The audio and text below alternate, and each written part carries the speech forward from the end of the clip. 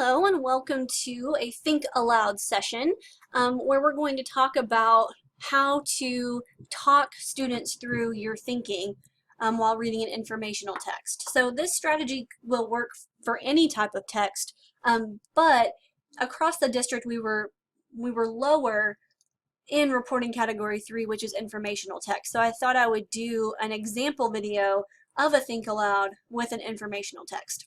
But again, when you're doing your tutorials, make sure that you differentiate with different genres, but the same strategy applies. So just a quick overview. You have a Think Aloud checklist that you can use if it's something that you think you need, but you don't have to use it. But it does have some prompting questions that you can refer to if you're not sure what to talk about when you're going through a passage with students. But you could put this up on like a document camera, or every student can have their own copy and you just kind of go through it together in a small group, but it might help them to see it. So if you have a document camera, you might want to project this so that they can see you going through the passage and kind of picking it apart. So a Think Aloud, again, is just a strategy that helps students learn how to really think through a text. So you're just showing them, hey, if this were a passage on STAR, here's how I would read it as a good experienced reader. So you just kind of take them through your thinking. What do you think about when you look at a text? So again, there's some different prompts like, okay, I'm going to first ask myself how this text is organized. There's almost always a question about organization with an informational text. So if I look at this, just kind of the visual aspect of it, I can see that it's informational because I have these headings right here. So I know that I can draw my eye right here to these headings. Anything that's in bold, I'm just going to kind of look at and take note of as I'm reading. So same thing here, and I might underline these for students, just like this, okay, just to kind of keep track of what I'm reading. So that's a good place to start. So it's obviously organized into paragraphs with these subheadings, so that's something I want to make a note of. I might also talk about, what the title makes me think about. What are any photographs or diagrams or charts or other text features that I need to look at, things like that. So let me just show you an example. If I look at the title, I see some words I need to pay attention to. I see sneaky, supermarket, spies. So sneaky and spies kind of stand out to me because, I don't know, sometimes we don't really want to be spied on. Like sometimes that can kind of seem like a negative thing. And then sneaky too. Sneaky sounds negative. Like if someone's being sneaky, I'm not sure what they're up to. So both of these kind of give me a negative idea of what these supermarkets might be doing. So I might want to look for that as I'm reading. Is it a positive thing for supermarkets to be spying on people and customers, or is it a good thing? So right now I'm predicting that it's probably going to be a bad thing because of some of these words that I'm seeing. So let's look at the first part here under the heading shoppers and their buying habits. So this subheading gives me a lot of information. As a reader, I know it's going to be about shoppers and the habits they have when purchasing things at the grocery store. So habits, remember, are things that people buy often, right? They do things over and over again. So look at the first paragraph. I'm just going to read it out loud. Shoppers in a grocery store have all kinds of things on their mind as they weave in and out of aisles looking for sales, planning menus, and selecting food. But one new development in supermarket strategy may really surprise them. They're being watched. And not just by employees or hidden cameras in corners of the store, shoppers and their buying habits are now being tracked in ways they might never imagine. Okay, so here's kind of a reference back to the title. They're being watched. Again, it might surprise them. That's really not a good thing, right? They're just kind of trying to pick out what they want, planning what they're going to have for dinner, but actually they're being watched and targeted by some of these supermarket spies. So another thing I noticed is right here, okay, this dash that leads me to shoppers and their buying habits are now being tracked in ways they might never imagine. So what I might infer here is the organization of this passage might tell me about all the different ways that shoppers are being tracked. So again, I want to make sure I tell students that just from reading this first paragraph, I already have a good idea that this expository text is going to talk to me about different ways that shoppers are being tracked. And that was told to me in the introduction. So that's something that I noticed. What about the second paragraph? Americans spend about $1.5 billion a day on groceries, but supermarkets and grocery stores want shoppers to spend even more. A typical grocery store has about 50,000 products to sell to customers. Grocery stores have found creative and clever methods to make sure that shoppers buy more of these products. So again, this idea of creative and clever kind of goes back to sneaky. So they're kind of trying to sneak in these methods. They don't want us to notice. And what I can see here is between the next subheading, I have this little informational box here. So I want to go ahead and look at this and talk to students about how to handle this information. So I want to look at the title. Just like I looked at the title up here, Sneaky Supermarket Spies, I also want to make sure I look at the title here. Who else is watching? Supermarkets can track your shopping habits, but in what other ways are you tracked as you go about your day? So this isn't just about supermarkets. Now it's a bigger issue of who else, what other areas of your life might you be tracked in or something similar to that. So just look at these examples. Bullet points usually indicate a list of some kind, right? Short ideas.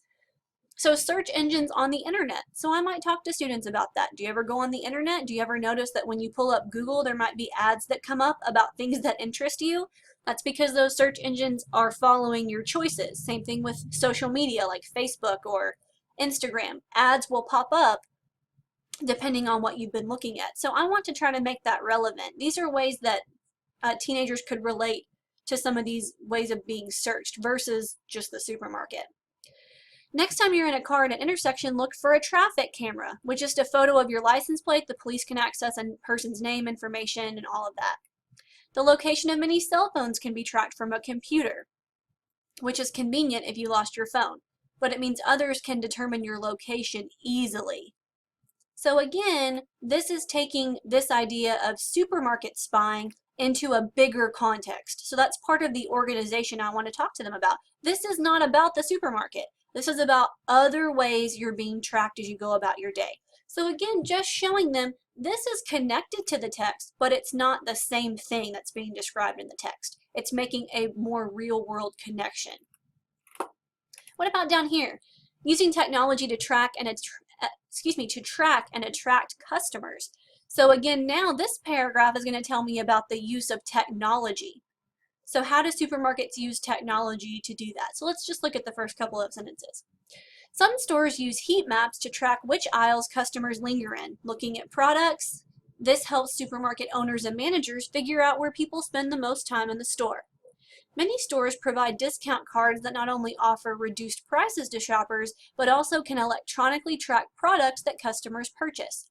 So again, I'm thinking, well, they want to track what I purchase, so they can try to offer me more products that are like that, or maybe even market me to a product that's more expensive but similar, so that I'm actually spending more money. So again, all of these things, heat maps, discount cards so that they can electronically track me. So just going back to that same idea of different ways that they can track people. A handheld self-checkout device that's linked to the store's card. Again, this device alerts customers to sales. This may sound convenient, but researchers like John Turrow of the University of Pennsylvania worry about customer privacy and the possibility of stores selling the shopping details of their customers to other companies. So again, the spying idea, here comes kind of that negative idea again with customer privacy. So that connects back to the beginning when I made that prediction about it being negative. That's kind of emphasized there. Supermarket strategy. Store owners know that milk and eggs are common items on many grocery lists, so these items should be at the front of the store, right? Actually, most stores place those items deeper into the store so that shoppers have to pass tantalizing products on their way to get what they need. Okay, so again, that's a strategy. That's one way that supermarkets do it. They're not using technology like they were here. Here they're just using a certain area of placement in the store, which it makes sense.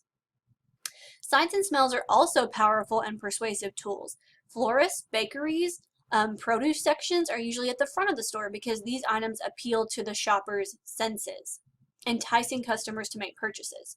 So for example, if I were to go into Market Street, as soon as I walk in the side door of Market Street, there's the deli, right? All of that fresh food, pizza, snacks, the bakery, everything is right there when you walk into the store. So that whole side is dedicated to trying to get shoppers enticed. Okay, so you see that at your own supermarket, or Walmart's the same way. When you walk in Walmart, there's the deli, it's all right there at the front of the store. So you can kind of visualize that. Managers know that red signs get the attention of shoppers and that yellow and white signs have a calming effect. So again, they take color into consideration. They also know the human eye is likely to focus on products that are at eye level. So the most expensive products are placed on the shelves at eye level. See, isn't that sneaky? So next time you're at the store, look and see. Are the less expensive products higher or lower? Because they want you to spend more money. So it depends on the different brands and the different prices on where they're placed. So again, this paragraph's all about strategy. Where do supermarkets place the items physically in the store? Remember, this one was about how they use technology to try to track what customers are purchasing. This box, remember, told me about other ways that you might be tracked in your life, like with traffic cameras, your cell phone, the internet, things like that. And this introductory paragraph just told me a little bit of background about the fact that some shoppers are being watched, and supermarkets have to use a lot of creative methods to get shoppers to buy what they want. Supermarkets stock items on the shelves in a specially designed way. So remember, that goes up to this right here. They're at eye level. So that shows us, where this person is looking. So this visual connects to this paragraph right here.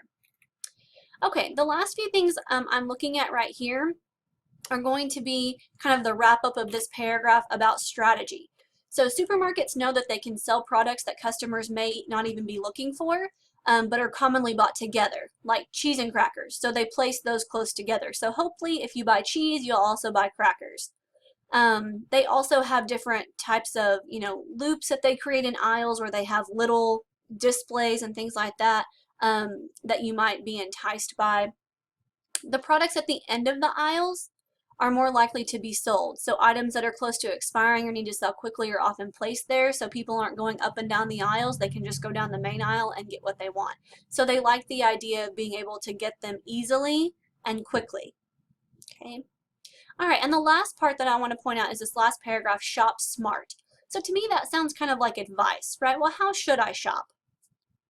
While the customer is trying to spend the shortest amount of time and the least amount of money while shopping, the supermarket is trying to encourage the shopper to do the opposite. A study by a food marketing group showed that about 60% of the items bought at the supermarket were not on the customer's original list. 60%. That's over half. If it sounds sneaky, it is. But an informed customer can see through these gimmicks and avoid coming home with extra items. So again, the purpose of this paragraph is to kind of warn me, right? It's kind of like a warning or some advice. So a lot of times in an expository piece at the end, you might have some type of advice or information moving forward. So again, next time you go to the store, don't let 60% of your items be things that weren't even on your list. So if it sounds sneaky, this article would say it is, and to avoid it. So this is kind of the advice section. So I've had all these warnings about my privacy and all of that, but it comes down to being a smart shopper. That's kind of the advice of this article, is here are the different tricks and make sure that you try to avoid them. So again, these are things that I would talk about with students. We've made some annotations.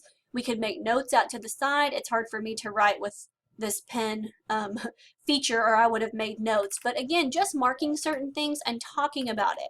Here's what this article makes me think about. So as the teacher, I've taken students all the way through this text, and now they're ready to practice an informational text on their own, hopefully reading it and thinking about it paragraph by paragraph, just like I have just modeled for them. So try it. Get students to talk about their thinking. If they can think while they read, the hope is that they will retain more of what they have read. Okay, thank you.